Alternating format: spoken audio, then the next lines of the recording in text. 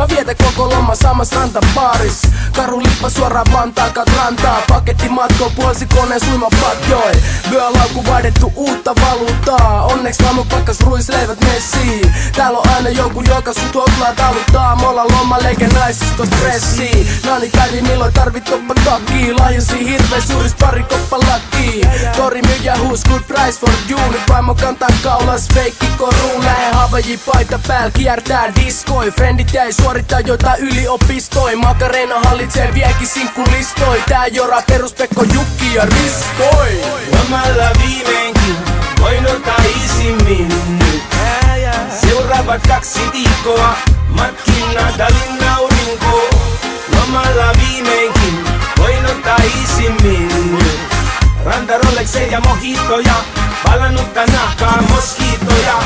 Holy Dial, mikä ei oo kallis pääst. Kaikki menee tuliaisis, pelkkä malaria.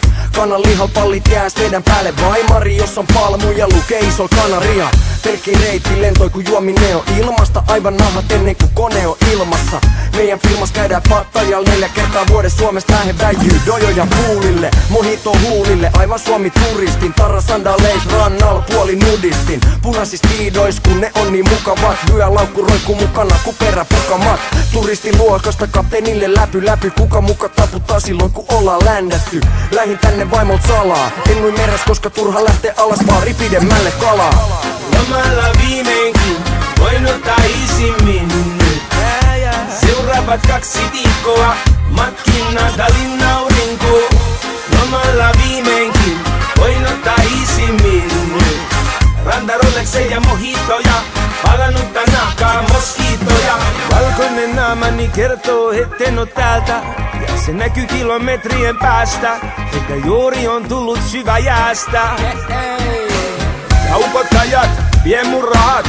Räätälit huutelee mulle suomea. Ehkä ne mistä nyt parhaat ajat. Otan hatkat. Lomalla viimeinkin voin ottaa isimmin nyt. Seuraavat 2 viikkoa matkin Natalin aurinko. Lomalla viimeinkin voin ottaa isimmin nyt. Ranta Rolexeja ja mojitoja, palannutta nahkaa moskiitoja.